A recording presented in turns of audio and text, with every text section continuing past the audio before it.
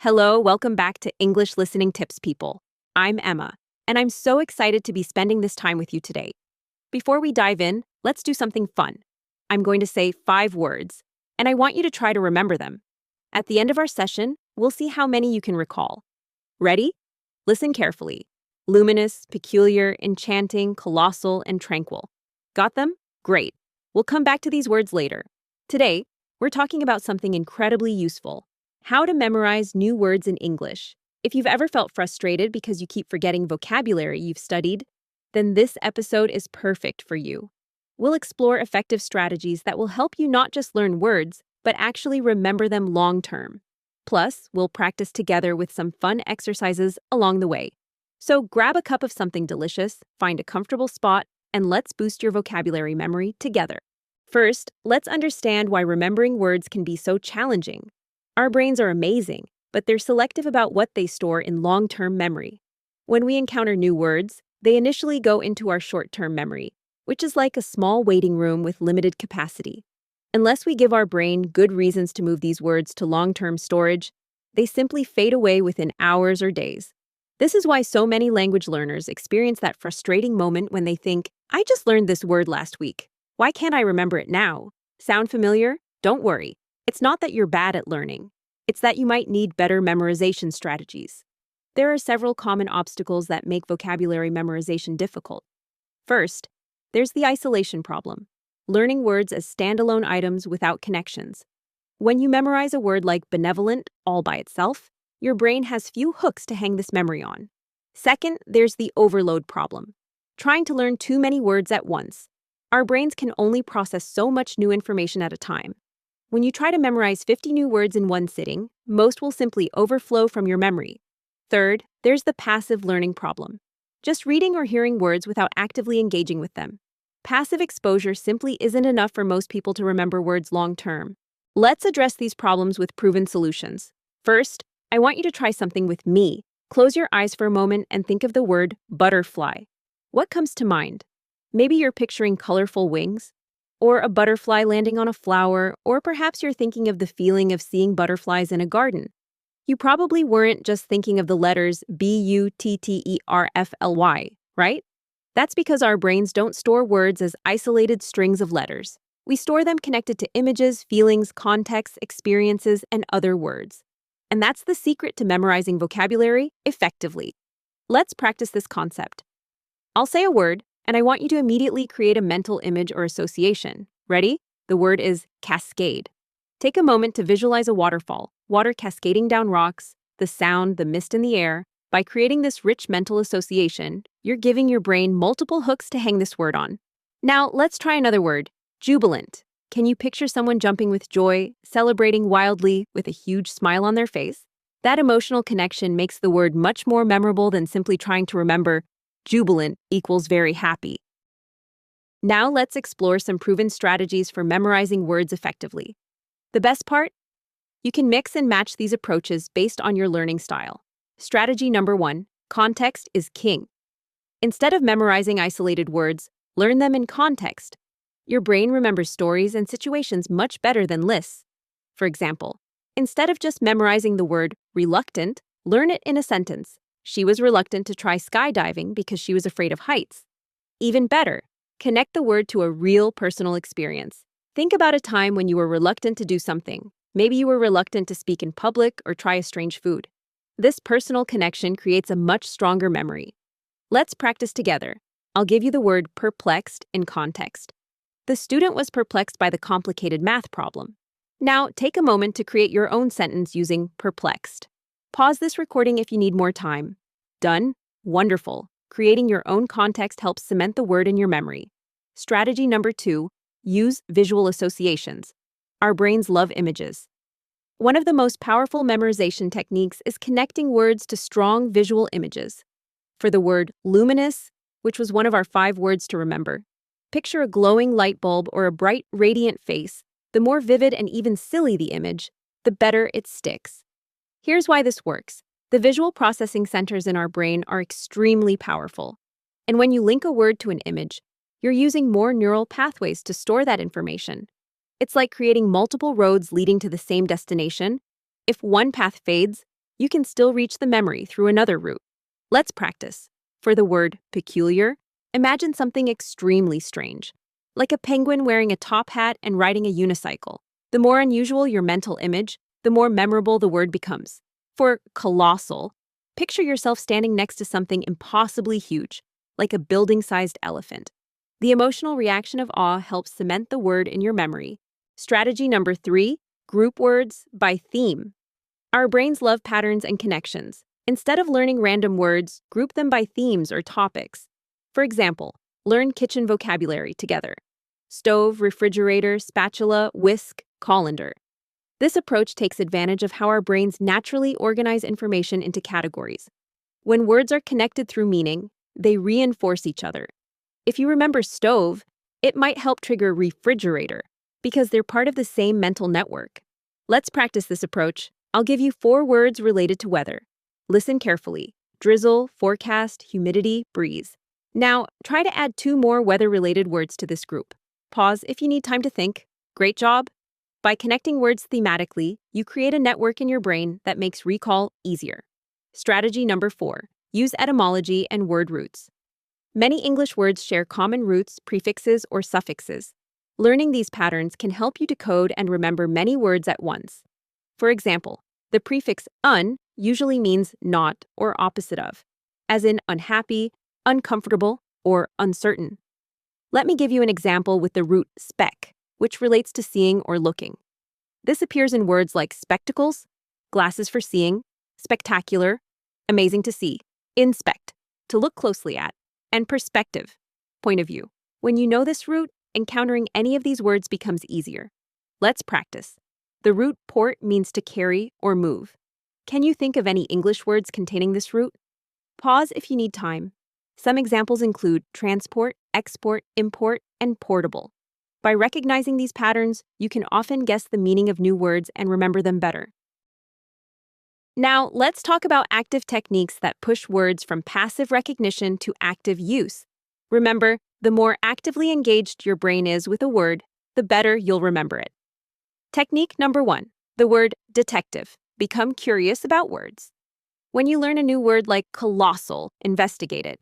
What are its synonyms? Enormous, gigantic, massive. What's its opposite? Tiny, small, minuscule. Are there related words? Colossus. What's its etymology? It comes from the Greek word kolossos, meaning large statue. By exploring these connections, you create multiple pathways to remember the word. This technique is powerful because it transforms you from a passive recipient of vocabulary to an active explorer, which dramatically improves retention. Technique number 2, the story method. Create a short, memorable story using new words. Stories tap into our brain's natural affinity for narrative and help us remember information in sequence. Let me demonstrate with our 5 words. In the luminous moonlight, a peculiar figure danced. Creating an enchanting spectacle, a colossal shadow appeared, yet the night remained strangely tranquil. Notice how the story creates a vivid mental image and emotional response? This makes the words much more memorable than studying them in isolation. Now it's your turn. Try creating a very short story, just 1 or 2 sentences, using at least 3 of these words: vibrant, whisper, mysterious, and gleaming. Pause the recording if you need more time. Excellent. This technique is powerful because it creates context and emotional connections with the words. Technique number 3, speak it out loud. Our brains process information differently when we speak versus when we read silently. Neuroscience research shows that saying words aloud creates what's called the production effect. It creates a more distinctive memory trace in your brain. Let's practice. Repeat after me. Saying these words with feeling. Enchanting. Say it like you're casting a spell. P-C-U liar. Emphasize the middle syllable. Colossal. Make it sound as big as the word means. Tranquil. Say it in a soft, peaceful voice. Luminous. Brighten your voice when saying it. Wonderful. Speaking words aloud engages more parts of your brain, including auditory processing centers and motor areas involved in speech production. This multisensory approach strengthens memory significantly.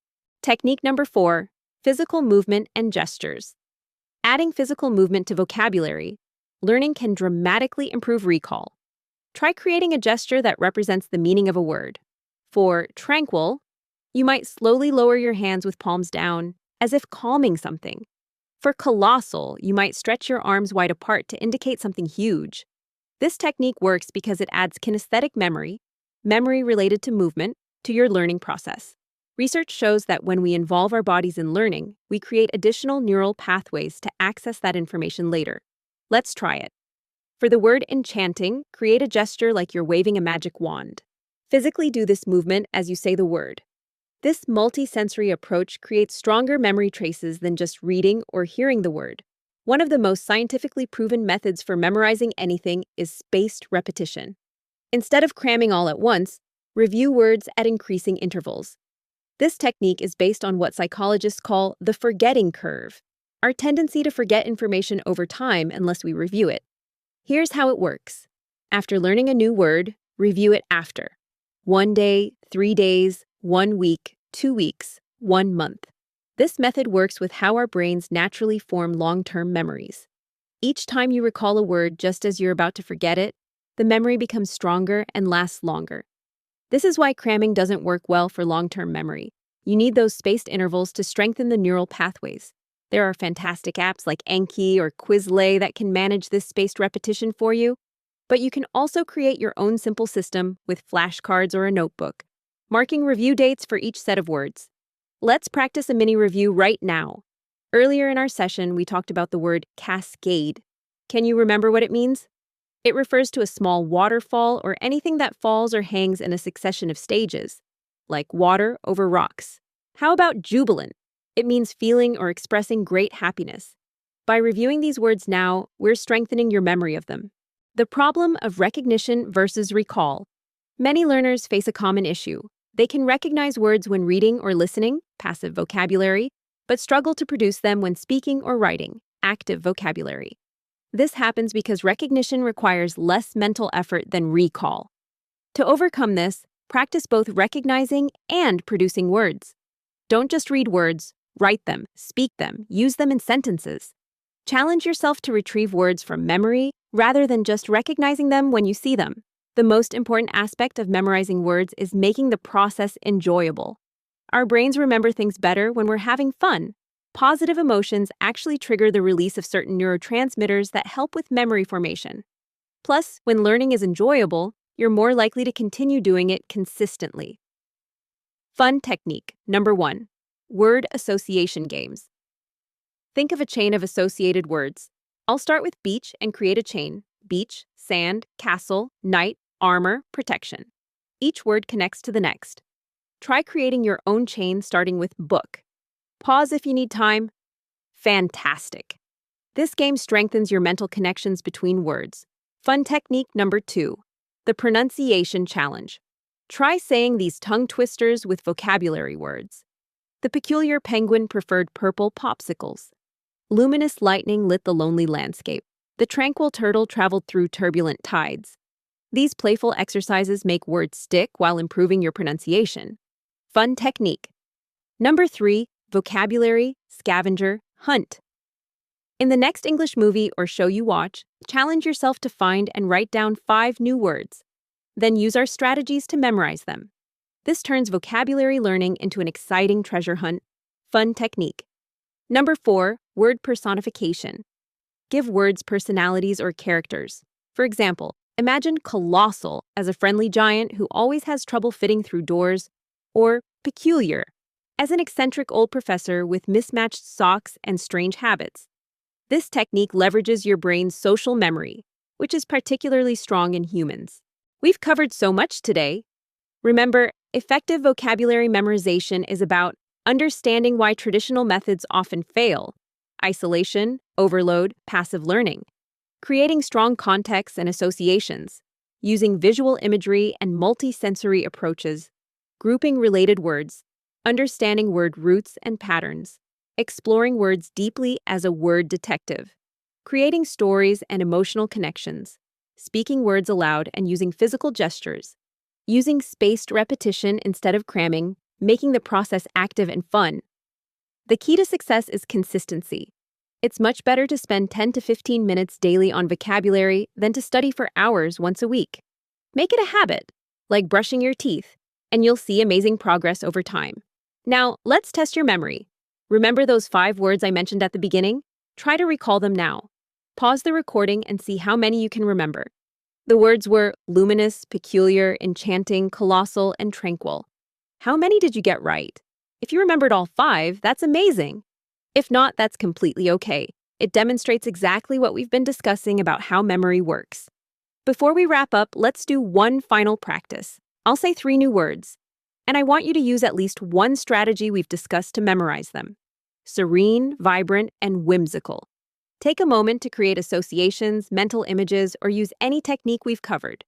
Wonderful. Thank you so much for joining me today on English Listening Tips. Remember, every new word you learn is like adding a new color to your palette of expression. The richer your vocabulary, the more precisely and beautifully you can express your thoughts and connect with others.